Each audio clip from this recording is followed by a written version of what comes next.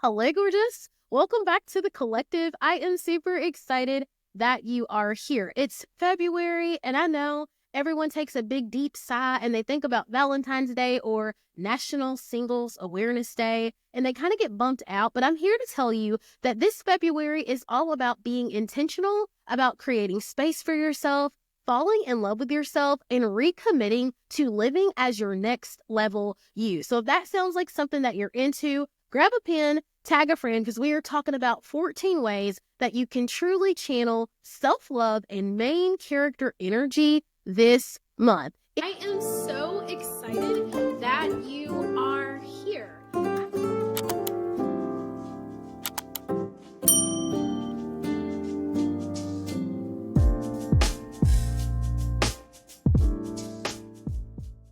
If you're new here, I'm Coach Kayla Simmons, your personal guide to becoming the main character of your story. And if that sounds like your vibe, do not forget to hit that subscribe button and stick around so that you don't miss a thing, okay? So number one, I encourage you to write yourself a love letter, truly, like you.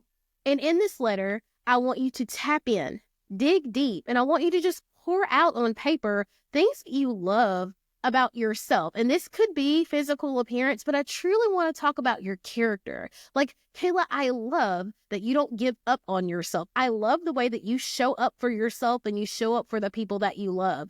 I love your energy and your vibrance. I love your snarky personality. Whatever it is, y'all, pour into you. There is an entire book on the 5 love languages. I will drop it down in the chat, and words of affirmation is one of them. But we're going to take things a step further, because not only do I want you to scribe out this letter, I want you to read it to yourself every single day. And if that sounds like a challenge, grab your phone, use your voice notes, read the letter one time while recording, and then just play it back to yourself, like when you're brushing your teeth or while you're driving to work.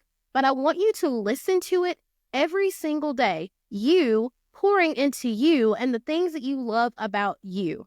I think we get really anxious or nervous because in recent years, the term narcissist has been like really blown out of proportion, because it's perfectly okay to love yourself, be fond of yourself, to admire yourself. Can you do that to a fault? Yes. But as a general rule of thumb, you should be in love with you. You should admire you. You should honor yourself. That is the way that we love other people. That first relationship, that best relationship, the foundational relationship, is the one you have with you. So I'll step off my soapbox now, but totally write the letter, okay? Cool. Number 2, I want you to romanticize your mornings. Like, raise your hand, your virtual hand, if you're one of those people who hits the snooze button a million times. You pop out of bed and then you have to run around like a chicken with your head cut off, because you waited to the last minute. So you're like throwing stuff all over your closet, throwing back coffee, barely eating breakfast, or grabbing a bagel and dashing out the door. And then the rest of your day is a total chaotic mess. Yeah, not anymore. We're not doing that. I want you to romanticize your mornings. I want you to get up with plenty of time. I personally use a sunrise alarm clock. I'll drop the one I use down in the show notes, but it allows me to wake up kind of thawing out. And then I listen to soft music, or we light a candle, and I ease into my day. I create space for meditation or movement or writing down my gratitude list or whatever it is that I want to do. I enjoy my breakfast. I drink my coffee and I really savor every sip of the creamer or the caramel syrup or whatever I choose. But I allow myself to ease into my day so that I don't start with my nervous system on 12. And then you hit corporate, and then you've got emails, and then you've got all the things that happen in life, right?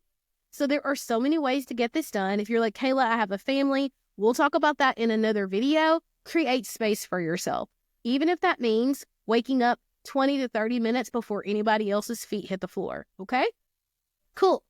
Number 3, I want you to take yourself on a solo date. Drop down in the chat if you've been on a solo date. Say, I've been, or never ever. Take yourself on a solo date. And this could be dinner or a movie or a museum or a spa. It could be anything.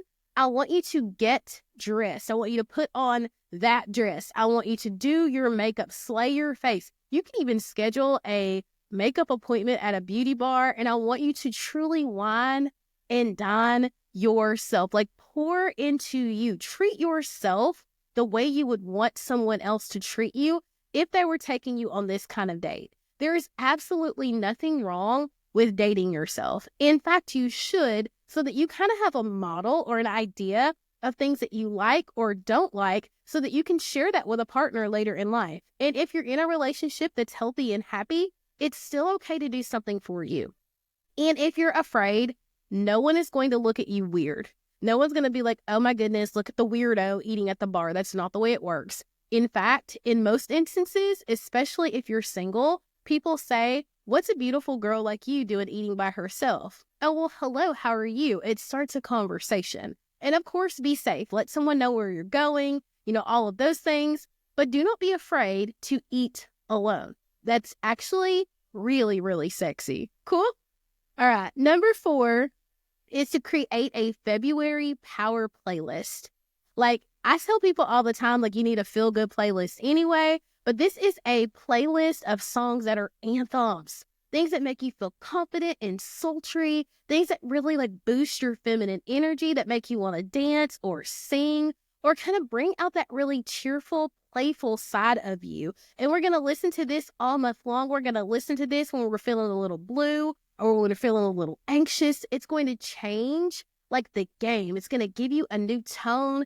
And so there's so many people on mine. So C is on mine. I'm unstoppable. I'm a Porsche with no brakes. A lot of Jhené Aiko, a lot of Chrisette Michele, some Destiny's Child, Beyonce, some Taylor Swift. It's a whole myriad of artists, but every single song makes me feel like I'm that girl. If you've got a playlist like that, drop it down below or tell me if that's something that you're interested in, because y'all, fire. It's a next level thing. Like, anytime I'm feeling just a little bit down, I hit play and life changes. Number 5, sorry, the end of my nose itches so bad. Like, y'all, seasonal allergies are no joke. Curate a main character wardrobe. Okay, so this is something I tell girlies all the time. I want you to go through your closet, or at least a portion of it if you're like me, and I want you to donate anything that you absolutely do not love. Donate it. Donate it. Like, I went through this era in my life, I'm almost 40, by the way, where I would just buy stuff because I'm like, it fits, it's work appropriate, it doesn't matter. But when you decide to become the main character of your life, like, why are you wearing clothes that you don't like? Why are you wearing scents, like perfumes, lotions that you don't love? Like, why are you doing that? Like, sincerely, I want you to get a good bra, a supportive, actually go get measured. Like, grab some shapewear that have your shape be shapen. And I'm not suggesting that you have to be any weight or height or size, but y'all, there is no reason that you're walking around looking busted, because these things come at every single price point. The availability with like Amazon and all kinds of other sites makes it very, very attainable. Get your shapewear together, get your underwear together, and come up with a wardrobe that when you walk into the room, people are like, that is you. Stop just grabbing stuff off the mannequin. Stop dressing because something is trendy or cool in the moment. Like, really discover yourself. Who are you? What do you like to wear? What kind of pants look good on you? What kind of dresses, what wraps work for you and your body type? And if you don't know where to start, look at Pinterest. Ask a friend who is super, super savvy in this area. I have a niece who's 25, so sometimes I'm like, is this okay? It's perfectly fine to ask questions, but like, kind of create your own like fashion vision board on Pinterest, and then ask someone that you feel trusted, or reach out and we'll look at it together and see, like, how can we find these pieces so that this kind of fits who I am? Also, I urge you to start considering quality over quantity. So I would much rather have like 2 really good, high quality pair of black slacks than to have 15 pairs of black slacks that are of average quality. Like, that is going to help you step into your main character mode. The more that you start being pristine, unless that's not your vibe, but the more you start making things look more quality over quantity, the more that you start aligning yourself with this higher vibe, that is going to resonate not only with you, but with others watching you. Got it? Cool. Invest in your growth is number 6. Sorry, I don't want to miss anything. Invest in your growth. So I'm talking about your personal development. I want you reading, listening to audiobooks, listening to podcasts, like truly allowing yourself to become more open to learning.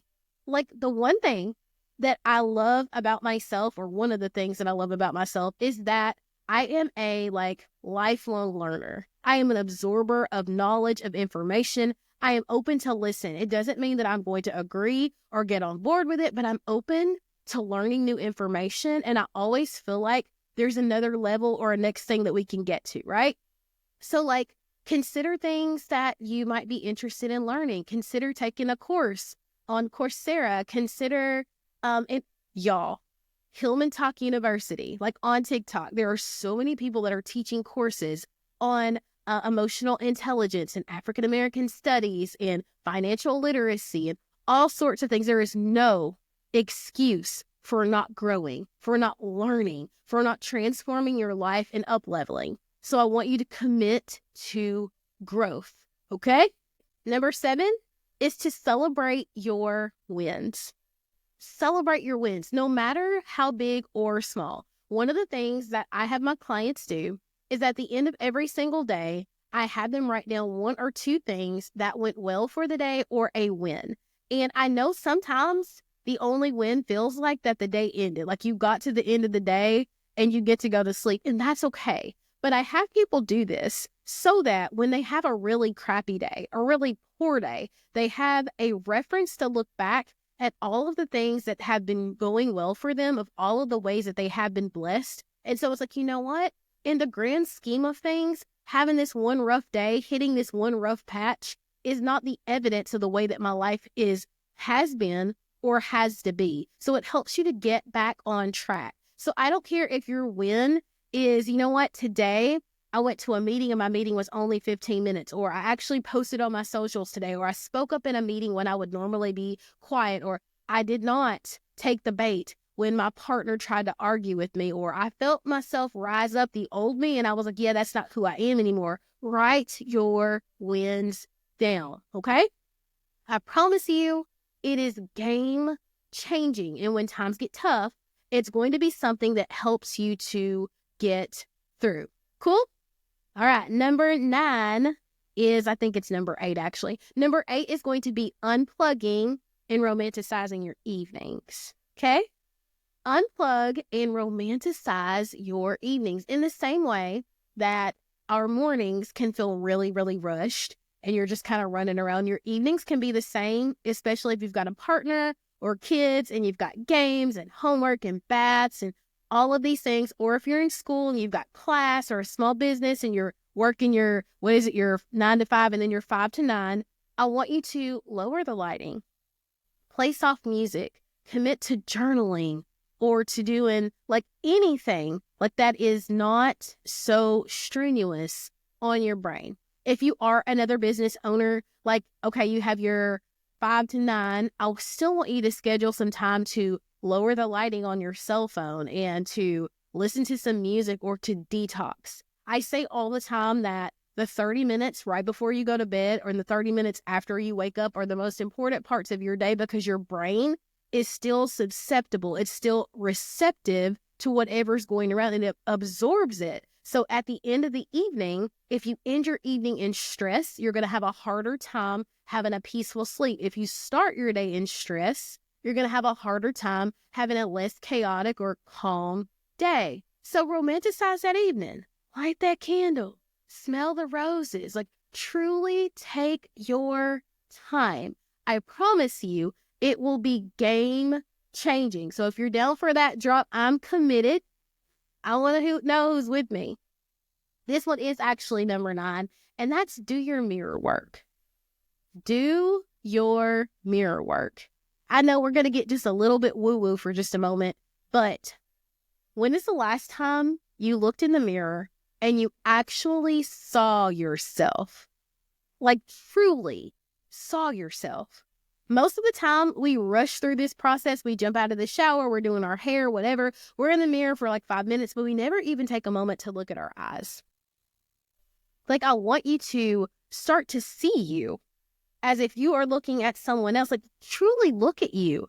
Look at the shape of your eye. You're going to say, well, Kayla, when I look at myself, I notice the wrinkles on my forehead. I notice the bags or the darkness under my eyes. I know you're noticing all of these negative things because our brains, I tell you all the time, are programmed for the negative. But I want you to start seeing yourself with love.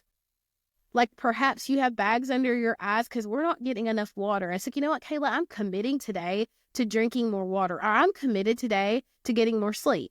Or perhaps the bags are because you have a beautiful newborn baby who is up most of that. What an amazing thing that you were able to create this life, right? Start seeing yourself with love. Start telling yourself or talking to yourself as if you were a friend. Kayla, I love you. I am so appreciative of everything that you do. Look at your body as a way of thanksgiving. Like, this body carries you everywhere. Like, how magnificent is it that you get to move throughout life? You breathe and you exhale and you don't have to tell it to do so. Like, things just happen automatically. Your responses happen automatically when you're in date. Like, these things happen on auto. Like, you yourself are a freaking miracle. And we get to start telling ourselves that, like, you're beautiful and I'm proud of you. And I'm so glad that you're here with me. And I don't know what I would do. Like, I'm so glad I'm you. It sounds cuckoo, but I promise you it will change your relationship with you. If you're committed, drop mirror, mirror on the wall. I love that. Mirror, mirror on the wall.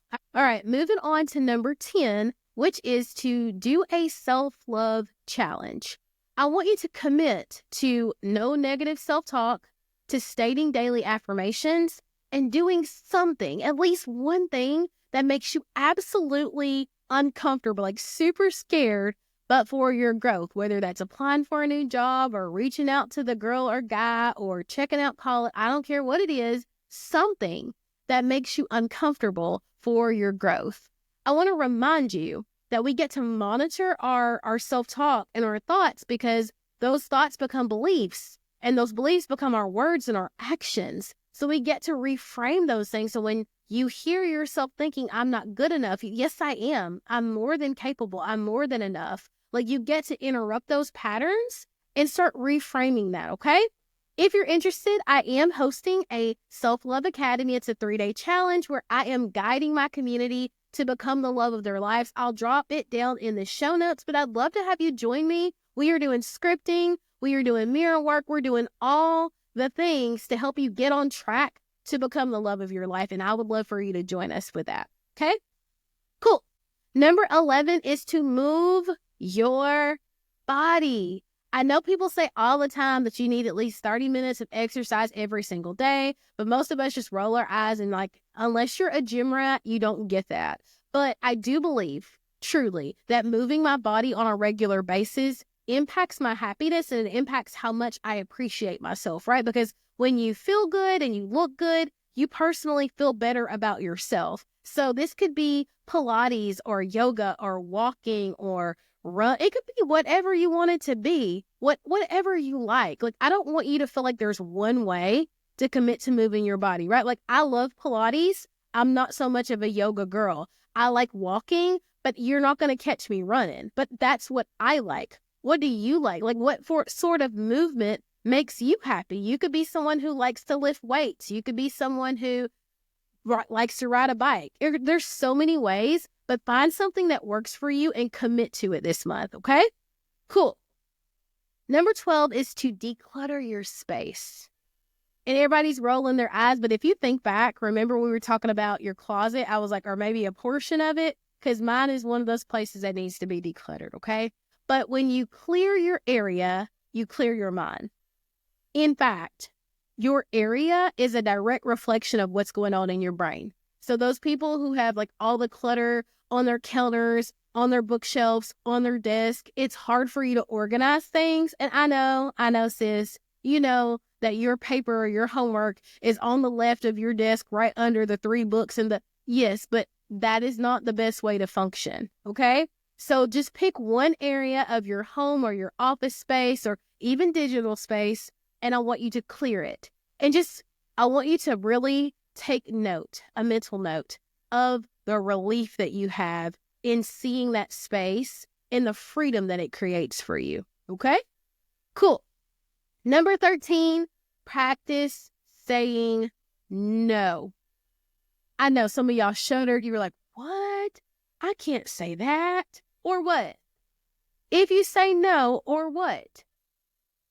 And if you're thinking, like, if I say no to this person, they're not going to be friends with me anymore. They're going to be so disappointed. They're going to be upset. They're going to be angry. If you run the risk of losing a friendship because you said no, because something is going to be hurtful for you or something's going to cause you a lot of stress or make you stretch super thin, is that a relationship that's actually healthy to start with? And the answer is no. And I know that that's hurtful, but I need you to hear me good. When we say no, when we mean no, then our yeses become more meaningful.